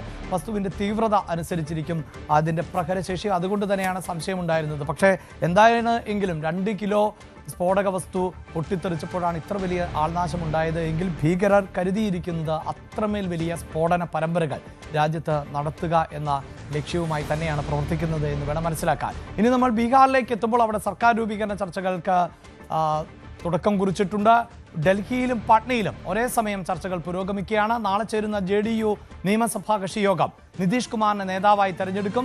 തോൽവിക്ക് പിന്നാലെ ലാലു പ്രസാദ് യാദവിന്റെ മകൾ രാഷ്ട്രീയം ഉപേക്ഷിച്ചത് ബീഹാർ രാഷ്ട്രീയത്തിൽ പുതിയ ചർച്ചകൾക്ക് വഴിവെച്ചു. രാഗേഷാണ് ചേരുന്നത്. രാഗേഷ്, ഒരിക്കൽ കൂടി നിതീഷ് രാജിന് തുടക്കമാകുന്നു ബീഹാറിൽ. അതേസമയം ലാലു പരിവാർ കൂടുതൽ ശോഷിക്കുന്നു. അതേ അഭിലാഷ്, ചർച്ചകൾ വലിയ തോതിൽ നടക്കുന്നുണ്ട് പട്നയിലും ഡൽഹിയിലും കേന്ദ്രീകരിച്ച്. കാരണം നിതീഷ് കുമാർ വലിയ വിജയം നേടിയിരിക്കുന്നു. വീണ്ടും മുഖ്യമന്ത്രി സ്ഥാനത്തേക്ക് അദ്ദേഹം അടുക്കുന്നു. ഇന്നലെ അദ്ദേഹത്തിന്റെ വസതിയിലേക്ക് നേതാക്കളുടെയൊക്കെ തന്നെ ഒഴുക്കായിരുന്നു. LJP നേതാവ് ചിരാഗ് പാസ്വാൻ ഇന്നലെ നിതീഷ് കുമാറുമായി കൂടിക്കാഴ്ച നടത്തി. കേന്ദ്രമന്ത്രിയും JDUവിന്റെ മുൻ ദേശീയ അധ്യക്ഷനുമൊക്കെ ആയിരുന്ന ലലൻ സിംഗ് ഇന്നലെ ഡൽഹിയിൽ നിന്ന് പട്നയിലെത്തി നിതീഷ് കുമാറെ കണ്ടു. അങ്ങനെ സഖ്യകക്ഷി നേതാക്കളും പാർട്ടി നേതാക്കളും ഒക്കെ തന്നെ നിതീഷിനെ അഭിനന്ദിക്കാനും ഒപ്പം തുടർ ചർച്ചകൾക്കുമായി ഇപ്പോൾ നിതീഷിന്റെ വസതിയിലേക്ക് എത്തിക്കൊണ്ടിരിക്കുകയാണ്. നാളെ ഏതായാലും ഗവർണറുമായി നിതീഷ് കുമാർ കൂടിക്കാഴ്ച നടത്തും. ഒപ്പം രാജിയും സമർപ്പിക്കും. അതിനുശേഷമാണ് JDUവിന്റെ നിയമസഭാ കക്ഷി യോഗം ചേരുന്നത്. ആ യോഗം നിതീഷ് കുമാറിനെ നേതാവായി തെരഞ്ഞെടുക്കും. തൊട്ടു പിന്നാലെ BJPയുടെ ഔദ്യോഗിക പ്രഖ്യാപനം അല്ലെങ്കിൽ അറിയിപ്പ് വന്നാൽ പിന്നാലെ NDAയുടെ കക്ഷി നേതാവായും നിതീഷിനെ തെരഞ്ഞെടുക്കും. അങ്ങനെയെങ്കിൽ ഈ ആഴ്ച തന്നെ സത്യപ്രതിജ്ഞ ഉണ്ടാക്കും. 2-3 ദിവസത്തിനകം തന്നെ സത്യപ്രതിജ്ഞ ഉണ്ടാകും. ഏതായാലും പട്നയിൽ മാത്രമല്ല ഡൽഹിയിലും ചർച്ചകൾ നടക്കുകയാണ്. കേന്ദ്ര ആഭ്യന്തരമന്ത്രി അമിത്ഷായുമായി ഇന്നലെ JDUവിന്റെ ദേശീയ വർക്കിംഗ് പ്രസിഡന്റ് കൂടിക്കാഴ്ച നടത്തിയിരുന്നു. കൂടാതെ കേന്ദ്രമന്ത്രി ലല്ലൻ സിംഗ് ചർച്ച നടത്തിയിരുന്നു. കാരണം 5 പാർട്ടികളാണ് ബീഹാറിൽ NDAയിലുള്ളത്. ഈ 5 പാർട്ടികളും മികച്ച പ്രകടനം ഇത്തവണ കാഴ്ചവെക്കുകയും ചെയ്തു. സ്വാഭാവികമായും സർക്കാർ രൂപീകരണത്തിൽ ഈ 5 പാർട്ടികൾക്കും JDUവിനും BJPക്കും പുറമെ LJPക്കും കൃത്യമായ പ്രാതിനിധ്യം നൽകേണ്ടതുണ്ട്. ഒപ്പം ജിതൻ റാം മാഞ്ചിയുടെ HAM, ഉപേന്ദ്ര കുശ്വാഹയുടെ RLM ഈ 2 പാർട്ടികൾക്കും പ്രാതിനിധ്യം നൽകേണ്ടതുണ്ട്. സ്വാഭാവികമായും അത്തരം കാര്യങ്ങളിലേക്ക് ഇപ്പോൾ ചർച്ച കടക്കുകയാണ്. മറുവശത്തേക്ക് വരികയാണെങ്കിൽ RJD സമീപകാലത്തെ ഏറ്റവും വലിയ തിരിച്ചടി നേരിട്ടു എന്ന് മാത്രമല്ല, അതിപ്പോൾ കുടുംബ പ്രശ്നമായി മാറിയിരിക്കുകയാണ്. രോഹിണി ആചാര്യ, നേരത്തെ രോഹിണി ആചാര്യ വാർത്തകളിൽ നിറഞ്ഞിട്ടുള്ളത് ലാലു പ്രസാദ് യാദവിന് വൃക്ക നൽകിയ മകൾ, അവരുടെ ലാലുവിൻ്റെ 2ാമത്തെ മകൾ എന്ന നിലയിലാണ്. കഴിഞ്ഞ ലോക്സഭാ തെരഞ്ഞെടുപ്പിലൊക്കെ സീറ്റ് നൽകിയെങ്കിൽ പോലും അവർ പരാജയപ്പെട്ടു. പക്ഷേ തെരഞ്ഞെടുപ്പ് ഫലം പുറത്തു വന്നതിന് പിന്നാലെ താൻ രാഷ്ട്രീയം ഉപേക്ഷിക്കുന്നു, കുടുംബ ബന്ധം ഉപേക്ഷിക്കുന്നു എന്ന പ്രതികരണം രോഹിണി ആചാര്യയുടെ ഭാഗത്തുനിന്ന് ഉണ്ടായിട്ടുണ്ട്. ഏതായാലും 2 പേരുകളാണ് രോഹിണി ആചാര്യ ചൂണ്ടിക്കാണിക്കുന്നത്. എല്ലാ കാര്യങ്ങളും അവരോട് പോയി ചോദിക്കൂ എന്നാണ് പറയുന്നത്. ഒന്ന് സഞ്ജയ് യാദവ്, മറ്റൊന്ന് റമീസ്. ഈ 2 പേരും തേജസ്വി യാദവിൻ്റെ ഉപദേശകരാണ്. അവരാണ് തന്നോട് പോകാൻ ആവശ്യപ്പെട്ടതെന്ന പ്രതികരണം പിന്നീട് പട്ന വിമാനത്താവളത്തിൽ വെച്ച് രോഹിണി യാദവ് നടത്തുകയും ചെയ്തു. സ്വാഭാവികമായും തേജസ്വിയുടെ ഉപദേശകരോടുള്ള എതിർപ്പാണ് രോഹിണി ആചാര്യയുടെ രാഷ്ട്രീയം ഉപേക്ഷിക്കുന്ന നടപടിയിലേക്ക് എത്തിച്ചതെന്നാണ് ഇപ്പോൾ ലഭിക്കുന്ന വിവരം. ഏതായാലും അത് ബീഹാർ രാഷ്ട്രീയത്തിൽ RJDയിൽ മാത്രമല്ല, ലാലുവിൻ്റെ കുടുംബത്തിൽ മാത്രമല്ല, ബീഹാർ രാഷ്ട്രീയത്തിൽ വലിയ ചർച്ചകൾക്ക് വഴിവെച്ചിരിക്കുകയാണ്. എന്തുകൊണ്ട് ലാലു ഈ വിഷയത്തിൽ പ്രതികരിക്കുന്നില്ല എന്ന ചോദ്യമായി ഇപ്പോൾ JDU കൂടി രംഗത്ത് വരികയാണ്. അഭിലാഷ്.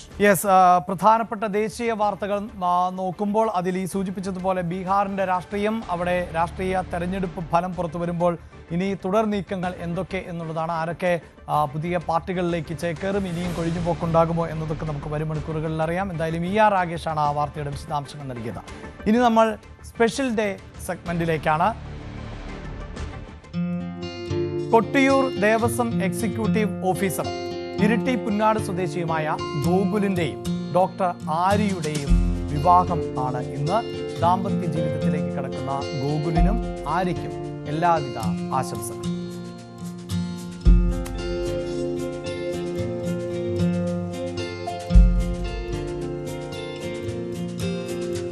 ചങ്ങരംകുളം മുക്കുത്തല സ്വദേശി P. രാജൻ നായരുടെ ജന്മദിനം ആണ് ഇന്ന്. ആശംസകളുമായി എത്തിയിട്ടുള്ളത് ഭാര്യ മണിരാജും മക്കളുമാണ്. ഒപ്പം ന്യൂസ് 18 കേരളവും ആശംസകൾ അറിയിക്കും. ആലപ്പുഴ വള്ളികുന്നം സ്വദേശികളായ ഹരികുമാർ ശാരി ദമ്പതികളുടെ മകൾ ഹരിചന്ദനയുടെ പിറന്നാളാണ്. ഹരിചന്ദനയ്ക്ക് പിറന്നാൾ ആശംസകൾ അച്ഛനും അമ്മയും മാത്രമല്ല ന്യൂസ് 18 അറിയിക്കും. വെള്ളറട സ്വദേശി എയ്തൻ B. ഷൈനിന്റെ 3ാം പിറന്നാളാണ്. ന്യൂസ് 18 കേരളം വീഡിയോ എഡിറ്റർ ഷൈനിന്റെയും ബിൻസിയുടെയും മകൻ കൂടിയാണ്. എയ്ദിന് ഞങ്ങളുടെ എല്ലാവിധ ആശംസകളും. ഞങ്ങളുടെ കുടുംബാംഗത്തിൻ്റെ കൂടി ഭാഗമാണ് എയ്ദിൻ. അതുകൊണ്ട് തന്നെ ഞങ്ങൾക്കുള്ള പ്രത്യേക ട്രീറ്റ് ഇന്നുണ്ടാകുമെന്ന് ഞങ്ങളും പ്രതീക്ഷിക്കുന്നു. അത് ഇന്ന് തന്നെ എത്തിക്കും എന്ന പ്രതീക്ഷയിൽ ഒരിക്കൽ കൂടി വലിയ സന്തോഷത്തോടെ ആശംസകൾ അറിയിക്കുന്നു. പോത്തൻകോട് കാട്ടായിക്കോണം സ്വദേശി മിഥുന്റെയും അനുപ്രിയയുടെയും വിവാഹം ആണ് ഇന്ന്. ആശംസകൾ അറിയിക്കുന്നത് വെഞ്ഞാറമൂട് നിന്നും ശ്യാമരുൺ, ദിലീപ്, അജിൻ, ഷഹനാസ് എന്നിവർ ആണ്. ഒപ്പം ദാമ്പത്യ ജീവിതത്തിലേക്ക് കടക്കുന്ന ഇരുവർക്കും ന്യൂസ് 18 ആശംസകൾ. അഞ്ചൽ കരുകോൺ സ്വദേശി സാജൻ സുജ ദമ്പതികളുടെ മകൾ ശ്രീലക്ഷ്മിയുടെ പിറന്നാൾ കൂടിയാണ്. ശ്രീലക്ഷ്മി മോൾക്കും ഞങ്ങളുടെ എല്ലാവിധ ആശംസകളും. പ്രിയപ്പെട്ട പ്രേക്ഷകരെ, രാവിലെ അവസാനിപ്പിക്കാൻ സമയമായി. ഇന്ന് രാവിലെ ഞങ്ങൾ തുടങ്ങിയത് ശബരിമലയിൽ നിന്നായിരുന്നു. ഞങ്ങളുടെ റിപ്പോർട്ടർ VV വിനോദ് അവിടെ നിന്ന് വാർത്തകൾ നൽകുമ്പോൾ ഒരു കാര്യം സൂചിപ്പിച്ചിരുന്നു. ഒരു പക്ഷേ ഈ മണ്ഡല സീസണിൽ അവിടെ നിന്ന് വാർത്തകൾ നൽകുമ്പോൾ മാധ്യമങ്ങൾക്ക് നിയന്ത്രണങ്ങൾ ഉണ്ടായേക്കാമെന്ന്. അങ്ങനെ നിയന്ത്രണങ്ങളുടെ നടുവിലൂടെയാണ് ഞങ്ങൾ മാധ്യമപ്രവർത്തകർ മുന്നോട്ട് പോകുന്നത്. അതോടൊപ്പം ഇന്നത്തെ ദിനം ഞങ്ങൾ മാധ്യമപ്രവർത്തകരും സ്വയം വിമർശനാത്മകമായി മാധ്യമപ്രവർത്തനം എന്ന ജോലിയെ നോക്കിക്കാണേണ്ടതാണ്. അതെന്തുകൊണ്ട് എന്ന് പറയാം. അതിനു മുമ്പ് കഴിഞ്ഞ ദിവസം നടന്ന ബീഹാർ തെരഞ്ഞെടുപ്പിൻ്റെ ഫലവുമായി ബന്ധപ്പെട്ട് വിവിധ മാധ്യമങ്ങളിൽ തന്നെ വന്ന വാർത്തകൾ ഉണ്ടായിരുന്നു. അതാണ് സ്വയം വിമർശനാത്മകമായി നോക്കിക്കാണണമെന്ന് പറഞ്ഞത്. അതിൻ്റെ ഒരു പ്രൊമോയിലേക്ക് പോകാം. ഇനി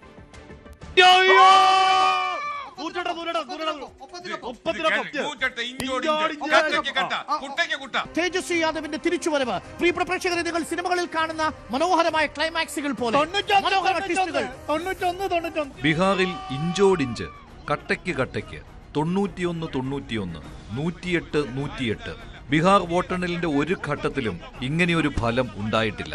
വോട്ടെണ്ണൽ തുടങ്ങിയതു മുതൽ BJP JDU മുന്നണിയായിരുന്നു മുന്നിൽ. പക്ഷേ മലയാളത്തിലെ പല മുൻനിര ചാനലുകളും പ്രേക്ഷകരെ ഈ വിധത്തിൽ പറ്റിക്കുകയായിരുന്നു. 91 എന്ന നിലയിലേക്ക് ഒരേപോലെ ഇഞ്ചോടിഞ്ച് പോരാട്ടമാണ് നടക്കുന്നത്. ഇഞ്ചോടിഞ്ച് മത്സരത്തിന്റെ പ്രതീതി ഉണ്ടാവുന്നു. 95-82 ഒരേപോലെ ആയിരിക്കുന്നു. 91 ഇഞ്ചോടിഞ്ച് പോരാട്ടമെന്ന് ഇപ്പോൾ പറയാം. 93 നിന്ന് 122 അവിടെ നിന്ന് 144 വോട്ടെണ്ണൽ തുടങ്ങും മുതൽ പൂർത്തിയാകും വരെ വോട്ടെണ്ണൽ കേന്ദ്രങ്ങളിൽ നിന്നും ഞങ്ങളുടെ പ്രതിനിധികൾ നൽകിയ വിവരങ്ങളുടെ അടിസ്ഥാനത്തിൽ കൃത്യമായ കണക്കുകളാണ് ന്യൂസ് 18 നൽകിയത്. ആർക്കും പരിശോധിക്കാം. ആളെ പറ്റിച്ച് റേറ്റിംഗ് കൂട്ടുകയല്ല മാധ്യമപ്രവർത്തനം. തെരഞ്ഞെടുപ്പുകളിൽ എന്നും മലയാളിയുടെ വിശ്വസ്ത ചാനൽ ന്യൂസ് 18 കേരളം. പ്രിയപ്പെട്ട പ്രേക്ഷകരെ, ഇന്ന് നവംബർ 16 ഈ ദിനത്തിന് ഒരു പ്രത്യേകത കൂടിയുണ്ട്. അത് ദേശീയ പത്രപ്രവർത്തക ദിനമാണ് ഇന്ന് എന്നതാണ്.